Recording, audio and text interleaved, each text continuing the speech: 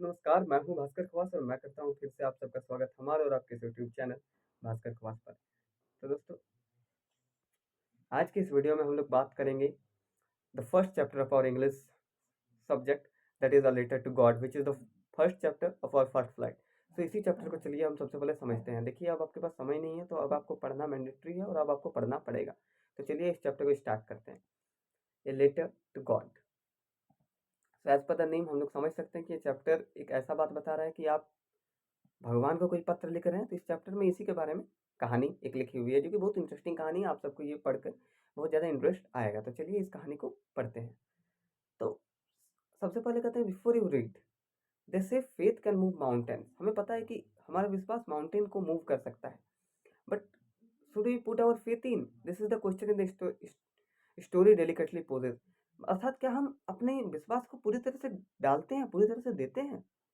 Lencho is the farmer. इसमें इस पूरी स्टोरी में लेंचो एक फार्मर के बारे में करता है, जो भगवान को लेटर लिखता है। वो wrote a letter to God. His crops are ruined। उनके जो क्रॉप्स होते हैं, उनके जो फसल होते हैं वो ruined हो जाते हैं, बर्बाद हो जाते हैं। और उसको 100 पेसोज चाहिए होते हैं। पेसोज जो होते हैं वो उस कंट्री की करेंसी होती है। तो does Lencho letter reach God? क्या लेंचो का लेटर भगवान तक पहुंचता है? Does God send him money? क्या प्रभु उन्हें पैसा देते हैं? Think what your answer to this question would be. आप भी सोचिए इन इनके बारे में, इन सवालों के आंसर के बारे में। और चलिए देखते हैं and guess how the story continues. Guess करते हैं कि कैसे। देखिए, अभी आपके पास टाइम नहीं है तो इतना गेस उस करने का टाइम नहीं है। चलिए फट से पढ़ते हैं चैप्टर को। फिर भी एक बार बिफोर यू रूट पढ़ना इंपॉर्टेंट है। तो चलिए इस चैप्टर को पढ़ते हैं। So this is the activity which we doesn't have to read. Now the chapter start from here. The house, the only one in the entire valley. एक घर है जो कि पूरा वैली में सबसे छोटा सा घर है, मतलब एक ही घर है। From this height one could see the river and the field of ripe corn dotted with the flower. यहाँ से आप रिवर को भी देख सकते हैं और उनके ये जो फसल उगे हुए हैं उन फसल को भी देख सकते हैं। The only thing the earth needed was a downpour at least a shower. उस टाइम अर्थ को सिर्फ यही चाहिए था कि कभी बरसात हो, मतलब पानी गिरे। थ्रू आउट द मॉर्निंग, पूरे सुबह से लैंचो who knew his field intimately had done nothing else but see the sky towards the northeast। सुबह से लंचो क्या कर रहा है? वो कुछ नहीं कर रहा है, वो बस आसमान की ओर देख रहा है और सोच रहा है। Now we are really going to get some water woman. वो अपनी पत्नी को कह रही है, मतलब कह रहा है कि अब हो सकता है कि पानी गिरेगा। The woman who was preparing supper replied, yes, God willing। The older boys were working in the field while the smaller ones were playing near the house until woman called them all, come for dinner। तो क्या होता है कि जो बड़े बड़े उनके बच्चे होते हैं वो लोग खेत में काम कर रहे होते हैं और जो छोटे बच्चे रहते हैं वो क्या कर रहे थे, वो बाहर खेल रहे थे। तो वो कहती है उनकी पत्नी की सबको आ जाओ, डिनर रेडी हो चुका है। It was during the meal that just as Lencho had predicted big drops of rain began to fall. और जैसे ही खाने का टाइम हुआ, जैसे जैसे लंचो ने प्रेडिक्ट किया था कि पानी गिरेगा और पानी का ड्रॉप्स बूंद गिरने लगा। In the north east huge mountain of clouds could be seen approaching. बड़े बड़े क्लाउड्स अप्रोच कर रहे थे, मतलब ऐसा प्रतीत हो रहा था कि बड़े बड़े क्लाउड्स के पहाड़ अप्रोच कर रहे हैं, मतलब आ रहे हैं। The air was fresh. जो हवा था वो फ्रेश था एंड स्वीट था, मीठा था। जैसे कि पानी होने वाला होता है तो हवा कितना मीठा लगने लगता है, वैसे ही हवा लंचो को भी मीठा फील हो रहा था। The man went out for no other reason than have to the pleasure of feeling the rain on his body. वो जो लंचो था वो बाहर निकल गया, बाहर निकल के ऐसा करके वो पानी को फील कर रहा है, जो पानी गिर रहा है उसके शरीर पर। And when he return he exclaimed. और जैसे ही वो रिटर्न वापस आया घर में, वो एक्सक्लेम किया, मतलब बताया, आश्चर्यपूर्वक बताया, there aren't rain drops falling from the sky. ये रेन ड्रॉप्स नहीं है जो आसमान से गिर रहे हैं, दे आर न्यू कॉइन्स। ये कॉइन्स है, नए सिक्के हैं जो आसमान से गिर रहा है। The big drops are 10 cent pieces and the little ones are 5। जो बड़े बड़े ड्रॉप गिर रहे हैं वो 10 सेंट के हैं, जो छोटे छोटे गिर रहे हैं वो 5 सेंट के हैं। With a satisfied expression he regarded the field of ripe corn with the flowers dropped in a curtain of rain. वो एकदम संतुष्टि के साथ अपनी फसल को देखता है। But suddenly a strong wind began to blow. लेकिन धीरे से क्या होता है, अचानक से जोर से वाइंड का झटका आने लगता है। And along with the rain very large hail stones begin to fall. हाँ, ये क्या, पूरा बर्फबारी होने लगता है, बहुत बड़े बड़े बर्फ भी गिरने लगते हैं और बहुत ज़्यादा आंधी तूफान आ जाता है। This truly did resemble new silver coins. This truly did resemble new silver coins. उसे लगता है कि ये चांदी का कॉइन है। The boys exposing themselves to the rain out to collect the frozen pearls. उन्हें लगता है कि आसमान से मोती गिर रहे हैं। सब बच्चे दौड़ रहे हैं, जैसे अभी भी घर में बर्फ गिरता है तो सब कोई दौड़ने लगते हैं, वैसे ही सब बच्चे दौड़ रहे हैं, मोती उठा रहे हैं, अर्थात वो बर्फ के टुकड़े को उठा रहे हैं। It's really getting bad now, अब क्या हो रहा है, अब धीरे धीरे और बुरा होने लगा, एक्सक्लेम द मैन। वो आदमी आश्चर्यपूर्वक होकर कहता है कि अब धीरे धीरे और बुरा हो रहा है। For an hour the hill rain in the house, the garden, the hillside, the cornfield, and the whole valley. The field was white and covered with salt.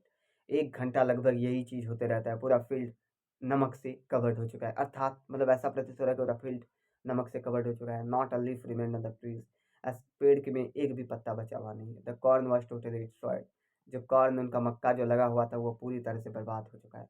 The flowers were gone from the plants, जो फूल हैं वो चले गए हैं अपने पेड़ से।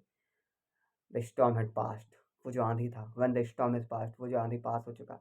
ही stood in the middle of the field and said to his sons, वो फील्ड के बीच में बैठ जाता है, जैसे कि आप फिगर में देख सकते हैं। अ plague of locust would have left more than this, the hell has left nothing. बोल रहा है कि अगर एक मतलब कोई झुंड आता, एक लोकस्ट मतलब कोई जीव, यहाँ पे लिखा हुआ insects which fly in big swarm group and destroy crops, मतलब एक ऐसे इंसेक्ट हैं जो क्रॉप्स को डिस्ट्रॉय कर देते हैं, अगर वो उसका झुंड भी आता तो भी वो कम बर्बाद करता जितने ये हेल्स ने बर्बाद कर दिया। इन्होंने, इसने तो थोड़ा भी नहीं छोड़ा।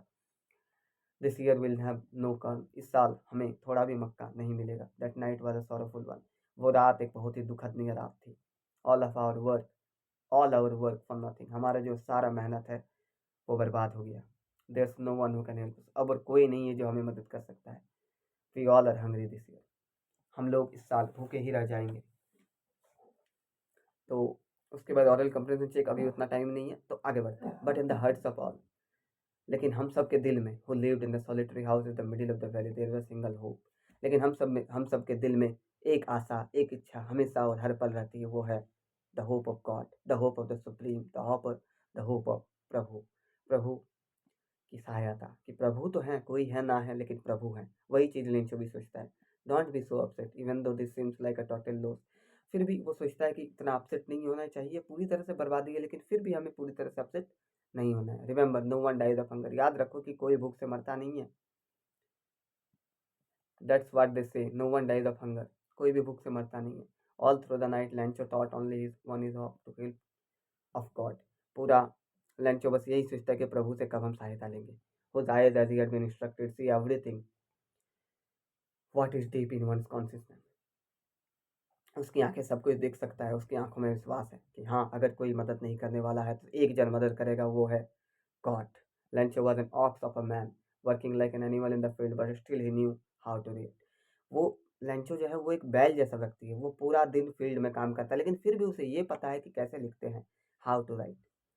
द फॉलोइंग संडे, उसी रविवार को, एट डे ब्रेक, जब डे का ब्रेक होता है, he began to write a letter which he himself would carry to the town and place in the mail. It was nothing less than a letter to God. तो उसी रविवार को वो क्या करता है, वो लेटर लिखता है। वो लेटर वो किसको लिखता है, वो लेटर वो गॉड को लिखता है, और वो स्वयं, वो खुद उसे पोस्ट ऑफिस में लेके जाता है। गॉड ही रॉट, वो लिखता है, if you don't help me my family and I will go hungry this year, I need 100 pesos in order to sow my field again and to live with the crop comes because the hill is strong dot dot dot dot. मतलब वो लिखता है कि मुझे, अगर आप help नहीं करेंगे तो मैं भी मर जाऊंगा और मेरा पूरा परिवार भी भूख से मर जाएगा। मुझे 100 pesos की ज़रूरत है, कृपया आप मुझे दें, क्योंकि वो हिल स्टॉर्म, उसके बाद वो पूरा रीज़न लिखता है। पैसो यहाँ पे currency of several Latin American countries है। ही रॉट टू गॉड, वो प्रभु को लिखता है। To the envelope put the letter inside, अंदर इन्वेलप के अंदर, मतलब एक खाप के अंदर वो भर देता है उसको। And still travelled went to town at the post office he placed a stamp and letter and dropped into the mail box. Post office में वो एक स्टैम्प मार देता है और उसको मेल बॉक्स में ड्रॉप कर देता है। One of the employees, who was a postman and also helped at the post office, to his boss laughing heartily and showed him the letter to God. जब पोस्टमैन दिखता है उसको तो हंसता है, हंस के देखता है कि ये क्या, ये तो प्रभु को एक लेटर लिखाया गया है। Never in his career the postman had to be known the address, उसको पूरा अपने कैरियर में इस एड्रेस के बारे में पता नहीं है। The post master of fat amiable, amiable का मतलब होता है फ्रेंडली एंड प्लीजेंट, मतलब जो मदद करने वाला है, जो खुश रहने वाला है, फेलो। तो वो जो पोस्ट मास्टर है वो एक खुशहाल आदमी है, खुश मिजाज आदमी है। तो वो भी हंसी से गिर जा रहा है, but almost immediately he turn serious, लेकिन हंसी के बाद वो अचानक से सीरियस हो जाता है। Tapping the letter on his desk, वो उस लेटर को टैप करता है। कमेंटेड, व्हाट फेथ, क्या बिलीव है भाई। I wish I had the faith the man he wrote to his letter, मैं भी आशा करता हूँ कि मेरा भी ऐसा ही बिलीव हो। Starting a correspondence with God, कि डायरेक्ट वो गॉड को लेटर लिख रहा है, वो पोस्ट मास्टर बोल रहा है। सो इन order not to shake the writer's faith in God, the post master came up with an idea, post master को एक आइडिया आता है। Answer the letter. वो लिखता है कि ये जो लेटर है, ये जो पत्र है, इसका आंसर कीजिए। But when he opened it was evident that answer it needed something more than goodwill, ink and paper. तो जब वो लेटर खोलता है तो देखता है कि इसमें इंक और पेपर से ज़्यादा कुछ चाहा गया है। But he stuck to his resolution, he asked for money from his employees, he himself give part of his salary. तो वो क्या करता है, वो बोलता है कि हम जब कह दिए कि मदद करेंगे तो मदद करेंगे। वो अपने सैलरी से पैसा देता है और उसके कुछ दोस्त दोस्त को भी कहता है कि आप भी दीजिए, for an act of charity, दान करने के लिए दीजिए। It was impossible for him to gather together the 100 pesos. 100 pesos को गेदर करना इम्पॉसिबल है उन लोगों के लिए, बिकॉज वो लोग भी उतना ज़्यादा नहीं कमा रहे होते हैं। But only a little more than half, लेकिन हाफ से ज़्यादा अर्थात 50 पैसों से कुछ ज़्यादा वो लोग दे देते हैं। He put the money in an envelope, वो उस मनी को एक एनवेलप पे भरते हैं and address to Lencho with a letter containing only a single word as a signature, God. और इस लेटर के इन्वेलप में बस एक ही सिग्नेचर रहता है, वो रहता है गॉड का। आगे पढ़ते हैं। द फॉलोइंग संडे, अगला संडे क्या होता है, Lencho came a bit earlier, वो थोड़ा जल्दी आ जाता है। If there was a letter for him, क्या उसके लिए कोई एक पत्र है, इसीलिए वो थोड़ा जल्दी आ जाता है। It was the postman himself who handed the letter to him with the postmaster. जो पोस्टमैन है वो पोस्टमास्टर से लेटर लेता है और लेंचो को दे देता है। Experience is the contentment of the man who has performed the good deed looked on him from office.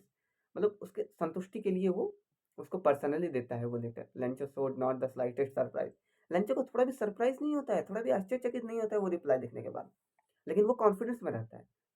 The money, Lencho showed not the slightest surprise on seeing the money, उसको वो पैसा देकर मतलब थोड़ा भी आश्चर्य नहीं होता है। सच वाज हिज कॉन्फिडेंस, ये उसका कॉन्फिडेंस होता है। बट ही बिकम एंग्री, लेकिन वो गुस्सा हो जाता है। When he counted the money, जब वो मनी को गिनता है। God could not have made a mistake, God क्या आपने कभी कोई गलती कर दी है।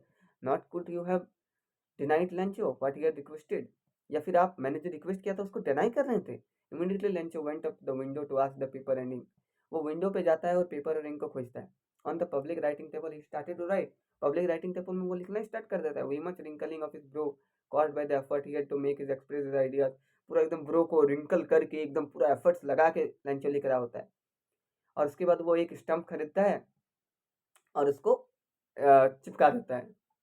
चिपकाने के बाद क्या होता है, the envelope with the blow of his fist, मतलब ऐसे करके उसको लिख करता है, फिर उसको मतलब चिपका देता है। The moment the letter fell into the mail box, और उसको मेल बॉक्स में डाल देता है। The post master went to open it, जैसे ही वो इन्वेलप मतलब वहाँ पे बॉक्स में डलाता है, वैसे ही पोस्ट मास्टर उसको निकाल लेता है। God of the money that I asked, only 70 पैसे रेस्ट मी, मेरे पास सिर्फ 70 ही पैसे आए। सेंड मी द रेस्ट, मुझे वापस पैसे, मुझे बाकी के पैसे भी भेजिए। But doesn't send it to me through the mail box, the post office employees are a bunch of crooks. लेकिन इसको पोस्ट ऑफिस के मेल बॉक्स के द्वारा मत भेजिए, क्योंकि यहाँ पे बहुत सारे क्रुक्स हैं। क्रुक्स अर्थात कि बहुत सारे जो हैं जो पैसा को रख लेते हैं, मार लेते हैं। तो वो ये कहता है। तो यहीं पे इस कहानी का अंत हो जाता है। इस कहानी से ये हमें पता चलता है कि एक पर्सन जो गॉड पे बिलीव रख सकता है, वो इंसान पे बिलीव नहीं रख रहा है। वो ऐसा सोच रहा है कि गॉड तो दे रहे हैं, ठीक है, लेकिन वो सोच रहे हैं कि अब आप मुझे डायरेक्ट पत्र दीजिए, अब आप मुझे डायरेक्टली पत्र को भेजिए और डायरेक्टली भेजिए, क्योंकि ये जो पोस्ट मास्टर हैं या फिर जो पोस्टमैन है, ये लोग कुछ पैसे हो सकते हैं निकाल ले रहे हैं। वो ऐसा सोच सोच रहा है। तो यही था ये कहानी कि जो बिलीव रहता है, क्या वो बिलीव हम लोग 110% डाल सकते हैं।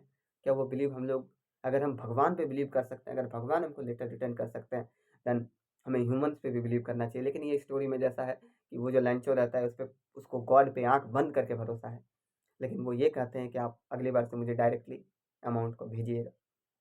यहीं पे इंग्लिश की कहानी ये समाप्त हो जाती है। मैं उम्मीद करता हूँ ये कहानी का अर्थ आपको अच्छे तरह से समझ में आएगा। इसके क्वेश्चन आंसर आप खुद से प्रैक्टिस कर सकते हैं, वो ईजी है। मैं ज़्यादा टाइम नहीं लूँगा, बहुत ईजी है। मैं बस आपको कहानी का अर्थ समझाने के लिए यहाँ पे आया था। और मैं कोशिश करूँगा कि हर दिन एक एक इंग्लिश का चैप्टर सबका कंप्लीट करवा दूँ, और इंग्लिश मैं आपको पूरा कंप्लीट करवा दूँ। और साथ में भी बहुत कुछ आने वाला है, तो जुड़े रहें मेरे चैनल के साथ। मैं फिर मिलूंगा आपसे एक और नई वीडियो, एक और नई उमंग, एक और नई उत्साह के साथ। तब तक के लिए हंसते रहें, मुस्कुराते रहें और बने रहें भास्कर खवास चैनल के साथ। धन्यवाद।